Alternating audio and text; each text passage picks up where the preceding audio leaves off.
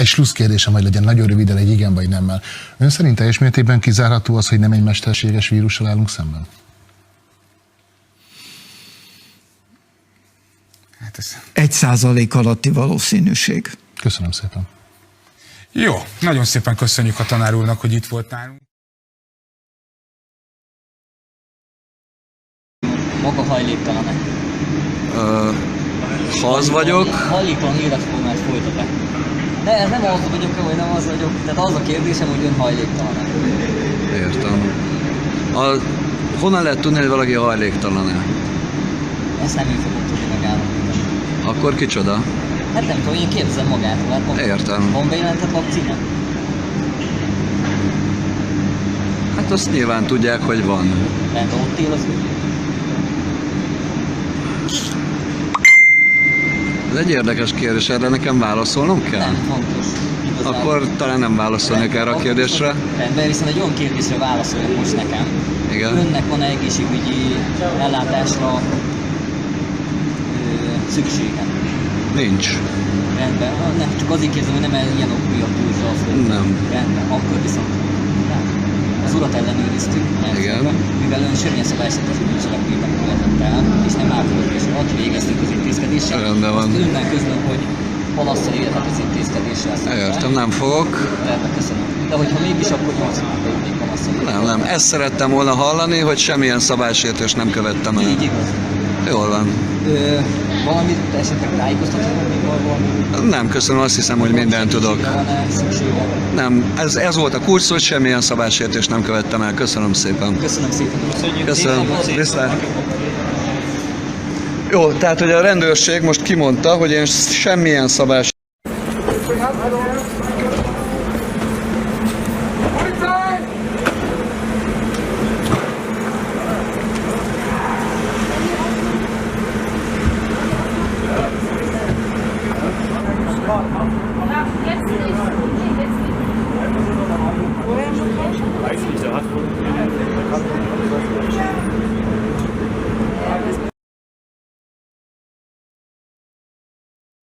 És csak azt nem értem, hogy akkor viszont miért fizetem a TB-t.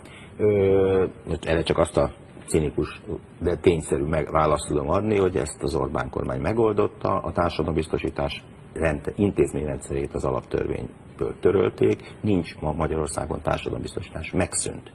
Ezt a közvélemény nem... Akkor díjat sem kéne fizetni? Nem, adót fizetünk, adó módjára szednek egészségügyi adót, nincs társadalombiztosítás. Ez a kifejezés az alkotmányból töröltetett. Megszűnt. Ez nem eléggé hangsúlyos. Ez nem eléggé hangsúlyos a közvélemény. Hogy hangzik ez?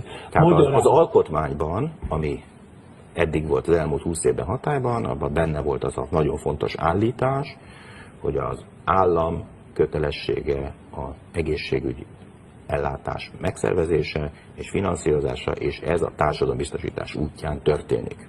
Ez volt az alapelv, és ebből nagyon sok fontos alkotmánybírósági döntés is következett.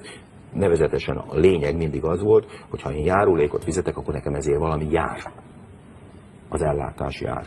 Ezt az alkotmányból törölték, nincsen benne, a társadalombiztosítás szó nincsen benne, a társadalombiztosítás helyett állami egészségügyi ellátás van, ami ugyanolyan, mint a tűzoltóság vagy a hadsereg. Adót fizetünk, és ebből az állam fönntart valami tűzoltóság nevű szervezetet, meg fönntart egy hadsereg nevű szervezetet, de konkrétan a befizetett járulékért semmi nem jár, és hogyha valaki elégedetlen, nem is tud elmenni most már az alkotmánybíróságra panaszra, hogy ő úgy gondolja, hogy a járulékért jár valami, nem jár semmi. Ez egy nagyon lényeges alkotmányos változás. Akik ezt megszavazták, ezt az alkotmányt ilyen formában, tudták, hogy mit szavaznak? Nem, az biztos, hogy nem. Nem, ezt 15 ember értette az országgyűlésben, a többiek büdös. Bevallom őszintén, én lehet, hogy nagyon primitív vagyok, de én is most értettem meg. Tessék időnként elolvasni a jogszabályokat, az alaptörvény nem olyan hosszú. Erről egyébként azért a szakmai körökben sokat beszéltek, de nem eleget, így van, nagyon jó, hogy erről most beszéltünk. A 120 éves magyar társadalombiztosítás megszűnt. Nincs társadalombiztosítás.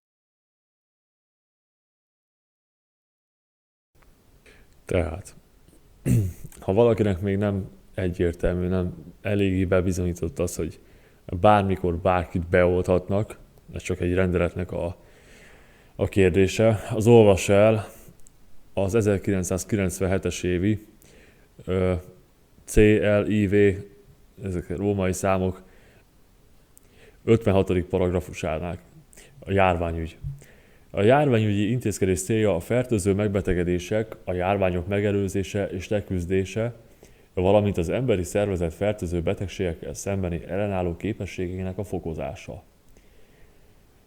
Az első bekezdésben foglaltak megvalósítása érdekében az egészségügyi államigazgatási szerv az egyén személyes szabadságához való jogainak gyakorlását az e-törvényben foglaltak szerint korlátozhatja, a betegek jogait az e-törvényben foglaltak szerint korlátozhatja, a természetes és jogi személyeket, továbbá a jogi személyiséggel nem rendelkező szervezeteket az e-törvényben meghatározott intézkedések tűrésére, illetve megtételére kötelezheti.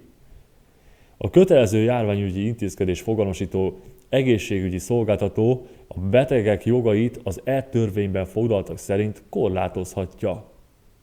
Tehát bárki, nyilván nem bárki, az erre megfelelő személyek, kinevezett személyek, azok akármikor oda mehetnek akár a lakásodra, és kényszer erőszakot használva beolthatnak téged, akkor is, hogyha neked ez nem tetszik. Sőt, gondolom, ugye itt a jogról is beszél, hogy a jogaidat korlátozhatja, tehát akár, bár én nem vagyok jogtudós, szerintem még kórházba is zárhatnak, mondjuk Covid kórházba, vagy börtönbe, bármi megtörténhet. A kötelező járványügyi intézkedés foganosításához nincs szükség a beteg beleegyezésére, azonban a beteg az eset körülményeihez képest beteget ekkor is megéleti a tájékozódáshoz vagy tájékoztatáshoz való jog. Hát nagyszerű. Fertőző betegen a fertőző betegségre gyanús személyt is kell érteni. Fertőző betegségre gyanús személy az, aki a miniszter rendeletében meghatározott fertőző betegségben szenvedő személlyel, annak használati eszközével, váladékával érintkezett, illetve a fertőzés terjedési módjából adódóan feltételezhető, hogy a fertőző betegség kórokozója a szervezetébe került. My name's Daniel Bushell, Water, Food and Population Control, highly disturbing footage in this program. Bill Gates' eugenics plan caught on camera. $10 billion over the next 10 years to make it the year of the vaccines. What does that mean exactly? Well, over this decade, we believe unbelievable progress can be made, both inventing new vaccines and making sure they get out to all the children who need them. The benefits there in terms of reducing sickness, reducing the population growth, it really allows the society a chance. Reducing the population growth. So what's wrong with the population? I mean, we're too many people. That's why we have global warming. Reducing the population growth. The negative impact of population growth. The United Nations can and should play an essential role in helping the world find a satisfactory way of stabilizing world population. The United Nations can and should play an essential role in helping the world find a satisfactory way of stabilizing world population. Rick, what does population stabilization mean, and how do you seek to enforce that? Well, we're not the epigones of Malthus, as some would have you believe, but the world population is a concern. The Associated Press just has an article today saying that the world population is going to reach 7 billion people by the year 2012. We're 6.7 billion people today. Hey, good to see you. Just a simple question. What did you mean by depopulation should have been the priority of U.S. foreign policy against the third world? Shane, me, I'm not wanted for mass murder in different countries, unlike you, sir. How does it feel? All the millions, all the dictatorships, all the overthrows. We'll be held accountable for them one way or another. Do you have a plan, Rick? You're spouting off things from an office in California. This is my question. You're saying something very controversial here, and I hope people understand what you're saying. You think there should be fewer people in the United States? I'm trying to figure out which people are the undesirables. And you pointed out you think immigrants are undesirable. Aerosol geoengineering looks like it is so cheap that the cost is basically not going to be an issue. That means that implementation decisions will be risk-to-risk decisions. But I think the more we do research, the less easy this will look, the more complicated the environmental effects will look. And that's a good thing, because right now it looks too easy. So I think that if we do more research, we're likely to find out that it's harder and more complicated than we thought, and that the side effects are harder to manage. And by the way, it's not really a moral hazard, it's more like free riding on our grandkids. And by the way, it's not really a moral hazard, it's more like free riding on our grandkids. Upwards of 80% of key US-grown foods like corn are already genetically modified. When GMOs get from the lab to the table, doctors and scientists consistently warn of extremely serious effects. Every single independent study conducted on the impact of genetically modified food shows that it damages organs, it causes infertility, it causes immune system failure, it causes holes in the GI tract, it causes multiple organ system failure. 25, 30, 35 years ago, no one was allergic to anything. And now everything. I have people that are allergic to parsley. When you link it to the GMO issue, it resonates like you would not believe. The villain in this is Obama to me, because first of all, he promised blatantly that he would look into this and do something, and he didn't. We'll let folks know whether their food has been genetically modified, because Americans should know what they're buying. He also appointed, what is the guy's name? Michael Taylor. Used to be a VP at Monsanto, the seat of evil, to be the food czar, the FDA deputy commissioner of food. And of course, Monsanto's latest Frankenfood got speedy approval because this guy is in charge of it. Because it's like putting Jerry Sandusky in charge of Chuck E. Cheese. Of course he's going to approve. Monsanto is the company that told us that PCBs were safe. They told us that Agent Orange was safe. They told us that DDT was safe. And now they're in charge of telling us if their own genetically modified foods are safe. Because the FDA doesn't require a single safety study, they leave it to Monsanto. The new bombshell email is even more alarming when investigative journalist Anthony Gucciardi questioned a senior GMO executive on shocking evidence that genetically modified foods cause infertility. Here's how he responded. If this causes infertility, awesome. The world is overpopulated. This is why GMO is actually saving the planet. I am doing humanity a fucking favor. Sincerely, Ed. Questions are now being asked on Monsanto buying a firm that's injected a permanent infertility gene into corn. The corporation's name is Epicite. Epicite patented a product, patented a gene, which causes both men and women who eat it, in the form of any product, to produce antibodies, rendering them irreversibly sterile. Now, DuPont and Monsanto formed a joint venture, purchased the Epicite firm, and, quote, commercialized the Epicite gene.